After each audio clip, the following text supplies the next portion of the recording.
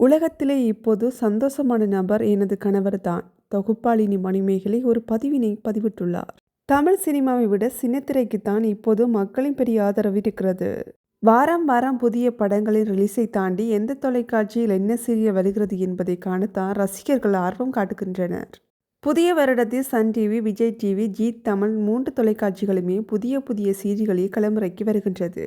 சீரியல்களை தாண்டி ரியாலிட்டி ஷோக்களும் செம ஹிட் ஆகிறது. அப்படி ரியாலிட்டி ஷோக்களை தொகுத்து வழங்குவதன் மூலம் பிரபலமான தொகுப்பாளர்களும் உள்ளனர். எந்த நிகழ்ச்சி கொடுத்தாலும் ஜாலியாக கொண்டு செல்லும் ஒரு தொகுப்பாளின் தான் நம்ம மணிமேகலை. இவர் தொலைக்காட்சி நிகழ்ச்சிகளை தாண்டி நிறைய தனியார் நிகழ்ச்சிகளையும் வெளிநாட்டிற்கு சென்று நிகழ்ச்சிகளையும் தொகுத்து வழங்கி வருகிறார். தற்போது இவர் தனது இன்ஸ்டாவில், இந்த உலகத்தில் தற்போது மிகவும் சந்தோஷமான நபர் என்றால் அது என் கணவர்தான்.